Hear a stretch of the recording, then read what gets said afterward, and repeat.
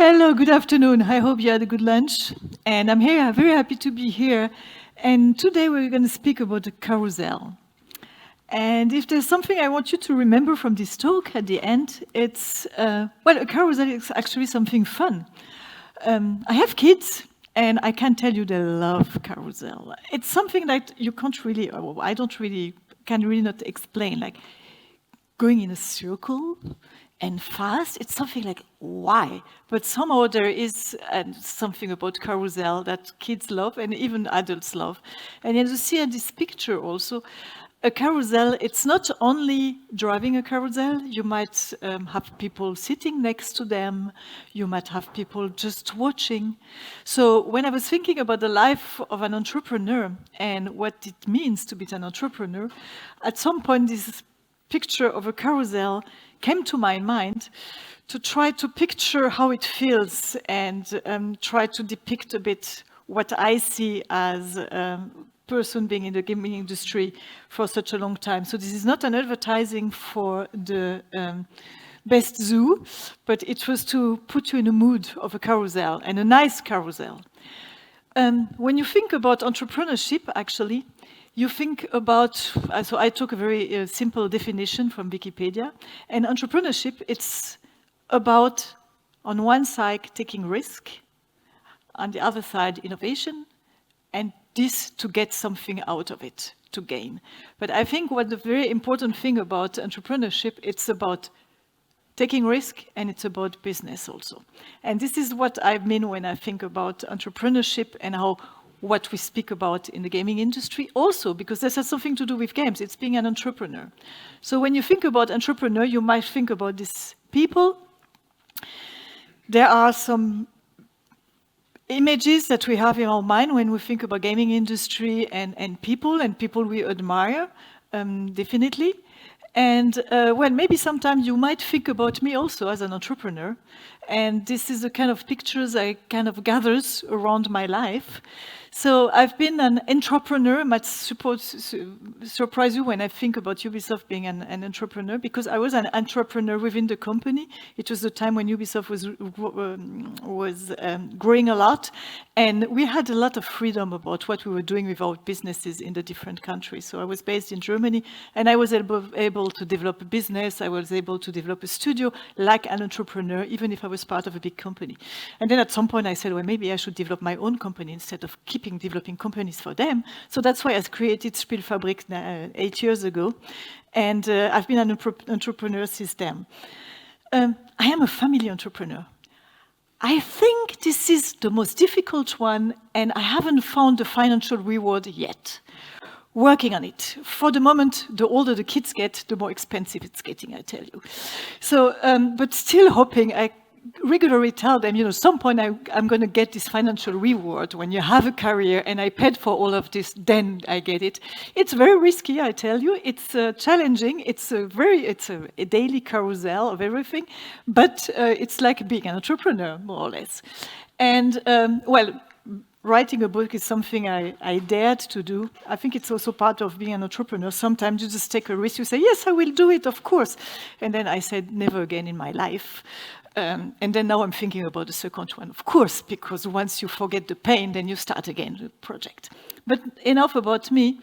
And because my life as an entrepreneur, and I guess for people that are here and have a studio, maybe it feels more like this than the first video. And this is what I want to go with you a bit, look at the factors. Why is it like that? Does it feel like that? And what we can do about it, actually. So it's all about the stakeholders and their expectation, because what is coming on your carousel, it's all the people that are coming when you have an indie studio that are working with you. And if you start to think about how many stakeholders and how many different expectations these people have, then it's getting challenging. Let's start with the investor. You might have an investor in your company. It can be a studio, it can be something else. Most of the time, they invested in your company, not a lot in your project. So they are interested in your team. They are interested in long-term planning. They want to know where you will be in 5 years, maybe in 10 years. Sometimes they bring smart money, but still, they want to see the results. They want traction, they want things going fast. They're not always interested in doing the perfect product. They want a product that sells and that goes further. And this is the way they see you and your company, and this is the kind of expectation they are bringing you on the table on a maybe monthly basis when you have an update, or maybe on a every 6 months when you need to deliver some figures. So the investors sit on your carousel and have this kind of expectation. Then you might have a publisher, and the publisher is bringing another kind of expectation. Most of the time, he's signed about a game. He doesn't really care where you sit and how expensive your offices are or not, or if you need a new computer. He wants a good game. And he wants a good game in time, in quality, and in scope. And the one that know a bit about project management, this is the triangle that is pretty difficult to achieve. The publisher is there. He wants you to deliver the milestone on time. He wants to, most of the time, he wants to speak a bit also about the content, about the game, and to give you feedback. And, you know, he wants to see the creative direction behind. He wants to believe in you and see that you have this stark creative direction and that you know where you are going. These are the expectations he's bringing on the table. And also, he's going at some point to ask you a lot of communication materials. Maybe you need to answer things to the community. Maybe he's going to a fair with you and he wants more and more materials. So he's coming. When you see the investor, the publisher is coming from a very different angle, putting all this on your carousel and asking for things, being a stakeholder in your project. It doesn't even, most of the time, I would say. I mean, I've been working for a publisher and I work a lot with publishers, so don't get me wrong. But most of the time, he doesn't really care also if you have the next project, because for him, it's important to deliver this game at the right time. You thinking about what I'm going to do next, this is like the investor is thinking about it, not the publisher. So you have a bit of competition here. In some country in Europe or in Brazil also, I know you have some public funding also. These people, most of the time, they are the good guys. They want to help. You know, they give you grant, they give you money, they help you finance your game. But they have also rules to play by. So when you give a development time and budget to a public fund, you need to do exactly that. It's not very agile for the gaming industry. I mean, you all know how difficult it is to stick to a milestone plan and to deliver and to say what you're going to deliver in 2 or 3 years. Well, if you have public money, somehow you have to stick into these rules. They want a lot of reports. They expect you to write a lot, to report a lot, to explain a lot. They want some cultural background sometimes. So they want also you to respect all the age restriction, data protection laws, everything which is legal. They have a very strict framework to work on. So coming on the table on top of this expectation. Of course, at some point, you're going to distribute your game. Whether you do it yourself or you do it through a publisher, most of the time, you will have to cope with which kind of requirements they have, the API, what kind of sales you want to participate. And I do not mean only Steam, it can be the PlayStation store. You need to understand, they will have expectation of you also to deliver things pretty on time also, on quality, and so on and so forth.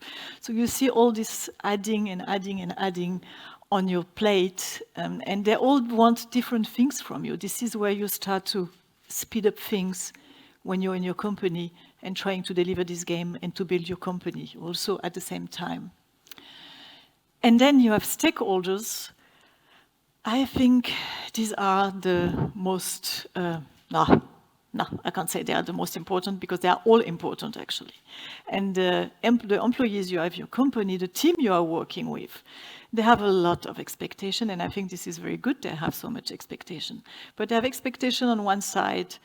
They want, well, most of the time they also want to see a good creative direction. They want to see a long-term where you're going with your game and where you're going with your company also. They expect to have salary on time every month. They expect to have some maybe bony things to have when the game is successful. They have a work-life balance. They want to be healthy, which I think is very good. So you start about, I'm not going to start a big discussion about crunch problems, but you have your employees, and remember, you have your publishers and your investors. So it's coming all together, and they all have kind of different goals and expectation toward you. What do employees also have? Well, they want also to thrive in their work. So I've been working with developers for a very long time. And of course, and that's what makes this industry so good, is that we always want to have the best game ever. But at sometimes the publisher wants to release it and the investors want to see some return back. So you have this expectation fighting together. And I guess you all know how difficult it is at some point to say to a team, it's enough now. I need to go out. And at Ubisoft, they have a very nice position. It's called the closer. I mean, it sounds like a killer to me, but it's their job to go and close the project, because otherwise the team would never close, because maybe the expectations of the financing and the publishing are not high enough, are not pressuring enough when it's a big company. So the employees are playing a big role there. Then you have the community, of course. I mean, you are all developing with community at the center of what you are doing. And I think I don't need to tell you how demanding a community can be. Once they know something, once you manage to have your fans, they want the quality, and also they want it on time. They want it over scope and on time and on quality. And if they are at Kickstarter and they gave you some money, they want also return on their investment. So the community is putting a lot of expectation on you, filtered or unfiltered, depending how you work. This is something on your carousel. It's getting pretty crowded over there, I guess. Last but not least, you have the stakeholder. I call them the other stakeholders because I could make slides for everybody. I have a stakeholder. It's a love and a hate story with him. It's my tax accountant. I hate him and I love him because if I don't have him, then I'm going to make a lot of mistakes reporting my figures. And I hate him because each time he asks questions, I don't know the answer, or I have to look. And after 30 years of running a company, I still have moments where I'm just like, can you leave me alone with this? Or when I say, we just do it like that. And it's just like, how do you it exactly? And then you go back and so he has expectation on you, and I'm happy. And I have a lot of discussion with my co-founder about our legal accountant because it's really a pain in the ass. But I'm always happy that he's such a pain in the ass, and he has this expectation to me, asking exactly to be so detailed, because I know I do it right. I would have never any legal trouble because I'm sure on the safe side. But he's having high expectation to me. It's also your family, your friends. I mean, you are an entrepreneur, but you're a person. I've married to a serial entrepreneur, I can tell you. Our life when the kids were small was pretty funny about managing times and finding ways of having family holidays and everything. They play a big role, especially they play a big role in your mental health also. So you shouldn't also forget about the others being family, friends, relatives, people you have to take care of also. And I have one more stakeholder that I think is the worst one, the most demanding one, person that is playing a big, big role in the speed of your carousel. Can you think of somebody? Yes. So I don't need to say anything about this. This is yourself, definitely. You're the worst person on your carousel. You're making the speed go high and high and high. So what do you do? Here, yes, keep calm. I'm still here, so I think I've been an entrepreneur for a long time, still here, healthy and happy. And that's why I took a couple of tips. I say, what can we do to master this carousel? So there is no master recipe. I think it's also very much of a personality. If you are ready to take risk, if you are ready to live this life of risk, high reward and failure. But what can you do? Well, one thing is really to step back regularly. And I mean regularly, I don't mean every day, but I really mean that very regularly you should calm down, because when you start to be in this kind of carousel, it's very difficult to step out. I mean, you can hurt yourself. But find a bit of time to calm down and look outside. And for this, it's also very good to have a mentor, to have somebody that is able to help you to look at the situation, actually the situation you are in. And we are very much a nature of, you see a problem, you want to solve it directly. Most of the time, it's nice to take a bit of time, or it's better to take a bit of time to solve a problem. You find better solution, and to see the problem from the outside and not being inside your turning around. I love SWOT analysis, so I had to put it there. But I think that's one of the best tools you can take for whatever you in life, not only for your project, for your company. I think this is something that should be done once a year. Look at the strengths, the weaknesses. Look at the opportunities outside, the threats that are happening outside, and have a clear view. And this you shouldn't do yourself. Of course, you should do with your team, and you should really just have a good assessment. It's going to help you to look at what are your chances, and it's also going to help you to look at how you can mitigate the risk. And a risk analysis, it's pretty easy to do. It's not something like you don't need to have a project management degree to make a risk analysis of a game or of a company. You just look at what kind of risk you really identify with your SWOT analysis, and then you make a bit of what is highly probable or not, and you have a risk analysis. And I think this is something that a lot of companies, or the studios we are working with, I see a lot are forgetting. So I need to speed up, I think. Data analysis, so out of your SWOT and risk analysis, data analysis and strategic planning, I think it's important. What I've seen in all my life, it's with all these stakeholders, one of the very important things is to have a clear communication and an honest communication.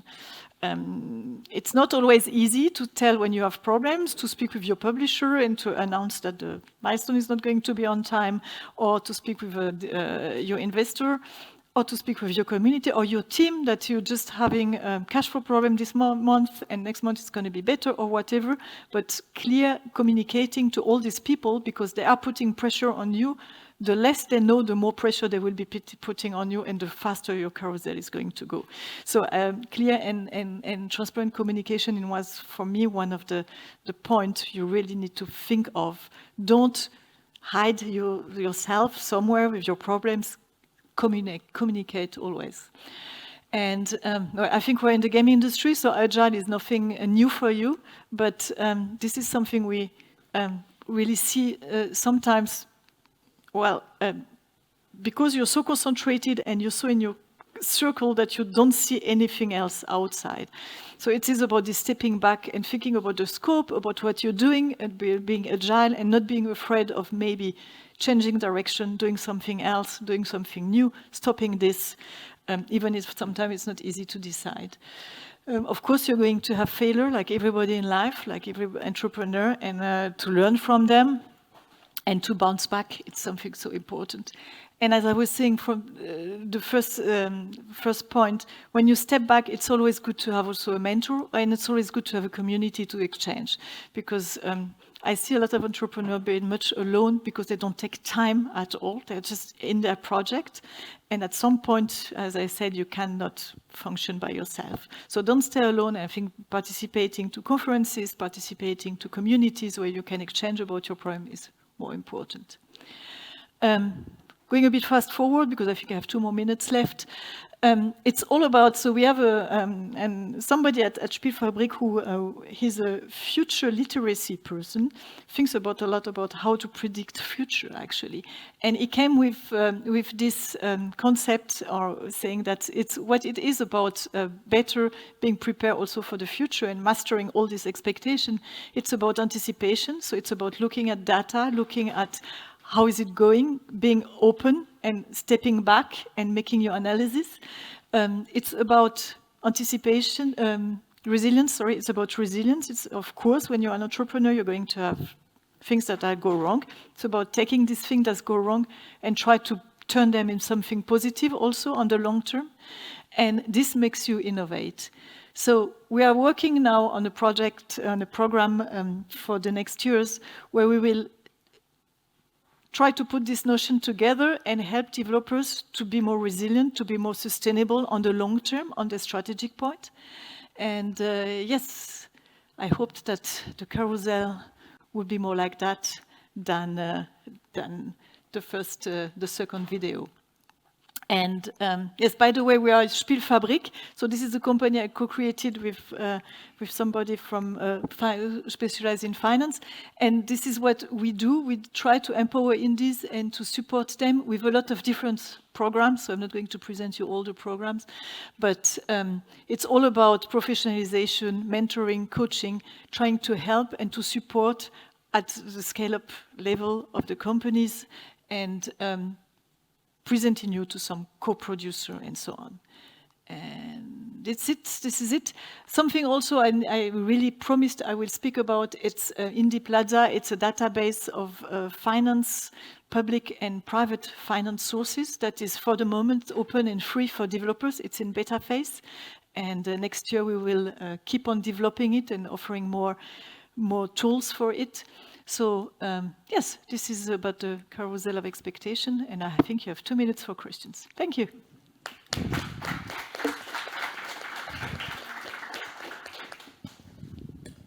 Okay, does anybody have any questions for Odile? Yes.